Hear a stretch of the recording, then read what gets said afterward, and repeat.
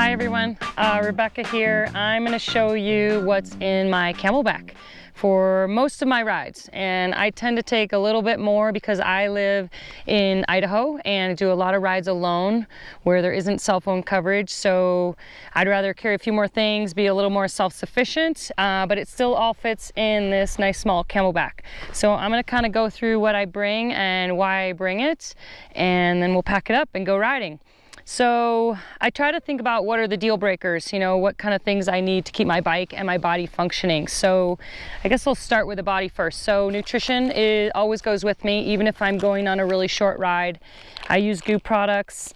I really like GU Roctane, and the reason for that for endurance riding is that it has amino acids, which have been proven to be really great for endurance riding. So also has caffeine, which I really like. This is one of my favorite flavors, sea salt chocolate. And I also take electrolyte drink mix. I really like GU Chews and the new Stroopwafels. I like to kind of mix liquid and gels along with a little bit of solid food, especially if I'm going on a multi-hour ride. I kind of like have something to chew if I'm gonna have a snack with my friends. Electrolyte tablets, so for cramping. These are also by GU, and they have electrolytes and also a little bit of ginger to settle your stomach. So if you've ever gotten that, kind of upset stomach feeling when you're doing endurance, I really like these. I hand these out to a lot of friends who are like, I'm cramping. So these are really nice to always just have in my pack for emergencies. Along the line of emergencies, I almost always carry a really small adventure medical kit, and I usually tweak the kit based on where I'm going. If I'm riding in Vietnam, it's a little bit different kit than if I'm riding in Idaho, or if I'm riding somewhere, that I'm gonna need to purify the water. So in this kit right now, just sort of my home kit is just a little bit of trauma sort of stuff. If somebody has road rash, if they crash, a little bit of Benadryl for allergies. So just kind of a few basics. And I have used it. I've been out on the trail and like, nobody has a medical kit. It's a nice feeling. It's a really nice feeling to be prepared out there. It's a terrible feeling when something happens and to not have what you need. I like to bring a shock pump. Also, I like to bring a regular tire pump. I do bring CO2s as emergency, but when I'm out riding, I'm not racing, I really like to just sort of use a pump, have this as a backup if the CO2 doesn't work, and I'll always go for the pump if I'm not racing. Tire changing, flat changing stuff, that's pretty basic.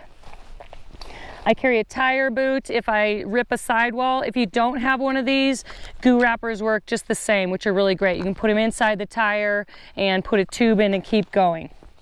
One mistake I've made that we're starting to see with the deeper rims and different tire sizes is making sure that your valve stem is long enough to get through your rims. I've made that mistake before, and it's a costly one where your the valve actually won't come through the rim. I usually carry a derailleur hanger because that is a deal breaker.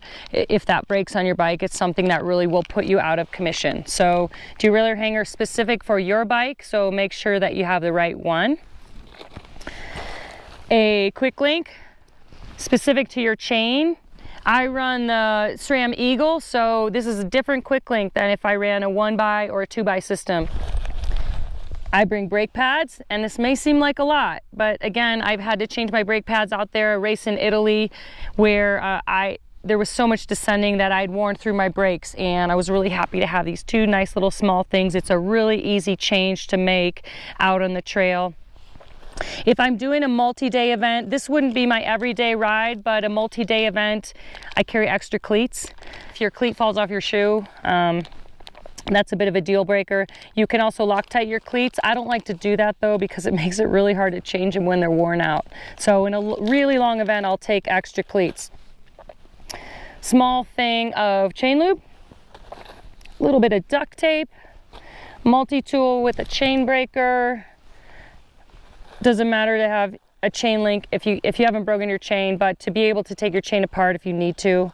This is one of my favorite little quick handy fixers. These are tire plugs. So if you get a really big tear in your sidewall, you just thread one of these little gooey sticky things through this needle, plug it into your tire and pull it out, and it will seal your tire. These things are pretty magic. Some different things that I carry that probably most people don't, and this is with me everywhere I go. This is an old adventure racing trick. I always carry a pair of surgical gloves and a shower cap from a super cheap hotel. And these are for living in the mountains. When the weather turns, I've used these before. You can use them essentially to keep your hands warm. You put them right under your cycling gloves. Shower cap goes under your helmet, and you will survive. It will keep you warm. If your head and your hands are warm, these things are pretty magic. And if you want to go the next step further, really simple, 2 Ziploc bags. You can do the same thing for your feet. Put them inside your shoes and you will survive. You'll get home, you won't be warm, you won't look pretty, but plastic is an amazing, very small little bit of gear to carry. Out in the mountains here, I also almost always carry a really thin rain jacket.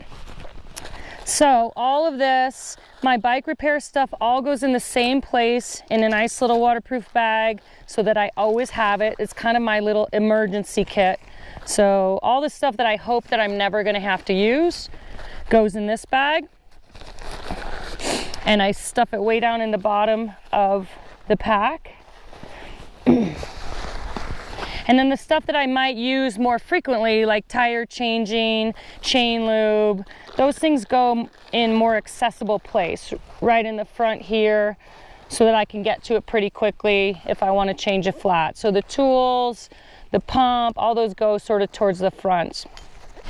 Food, I really like to keep my food close at hand. I don't want to get hangry. I like to eat. So food generally goes in my pockets where I can reach it. I find if I put my food inside my Camelbak that I don't stop, I don't reach for it, and then I'm not keeping my nutrition up during the ride, and then 3 hours later I'm bonking because I haven't eaten anything. I also take a little sunscreen stick that's readily accessible.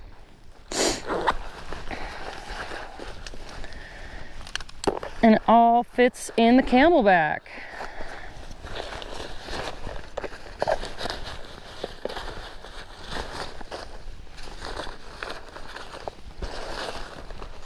We're ready to rock.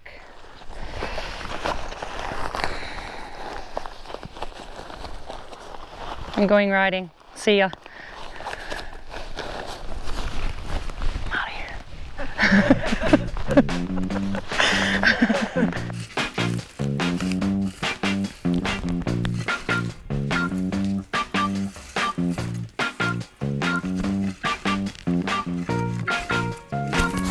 It's poop? It looked like deer poop or something. Ew. All these little color things sitting, and I was like, ooh, look at these perfect rocks. No! That's elk poop. And The then little I was round like, ones are elk poop. yeah, and then I picked it up, and then I was like, this is not a rock. You picked